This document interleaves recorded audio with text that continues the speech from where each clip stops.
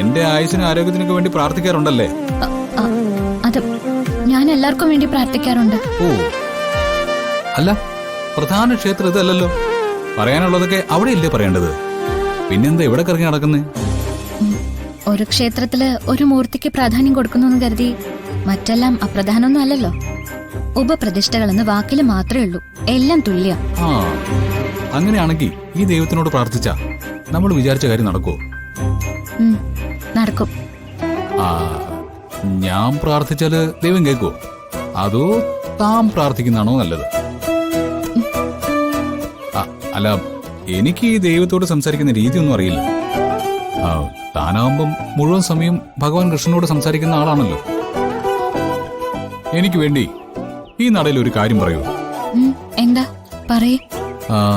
എനിക്ക് ഒരു പെണ്ണിനെ ഇഷ്ടമാണ്. അവളെ എനിക്ക് സ്വന്തമാക്കണം.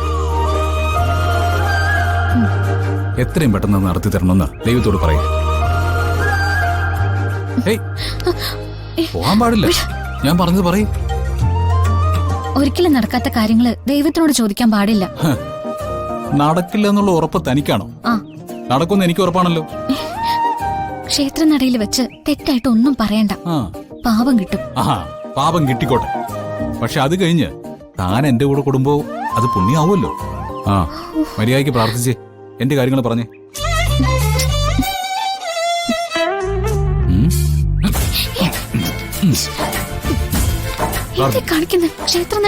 അതുകൊണ്ടെന്താ, ദൈവങ്ങൾക്ക് എന്താ ഇത് മനസ്സിലാവില്ലേ? എടോ, എല്ലാ പുരാണത്തിലെയും ദൈവങ്ങളുടെ പ്രണയത്തെ കുറിച്ച് വായിച്ചിട്ടുണ്ടോ? എന്തു മനോഹരമാണ്. ഇങ്ങോട്ട് നോക്കി. അപ്പൊ പിന്നെ പ്രണയത്തെ കുറിച്ച് ഇത്രയും ആഴത്തില് അവർക്കല്ലാതെ മറ്റാർക്കും അറിയാം?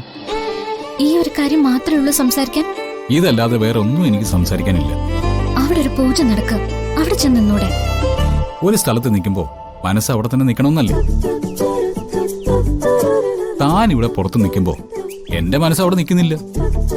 ഇനി നിർബന്ധമാണെങ്കിൽ നമുക്ക് രണ്ടുപേർക്കും കൂടി നടയിൽ പോയി തൊഴുതുകൊണ്ട് നിൽക്കാം. എന്നിട്ട് പറ്റുവാണെങ്കിൽ നടയിലിരിക്കുന്ന തുളസിമാല കണ്ടല്ലോ, അത് അങ്ങോട്ട് കൊണ്ട് ചാർത്താം. എന്തൊക്കെയായി പറയുന്നത്? എനിക്ക് എന്തും പറയാലോ, എന്റെ ഭാര്യയോടല്ലേ.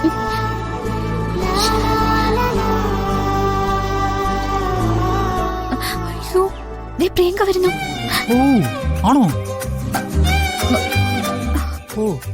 നോക്ക്, പ്രിയങ്ക വരുന്നുണ്ട്. പ്രിയങ്ക വരുന്നില്ല എന്ന് എനിക്കറിയാം. വിഷയം മാറ്റി ഓടി രക്ഷപ്പെടാനല്ലേ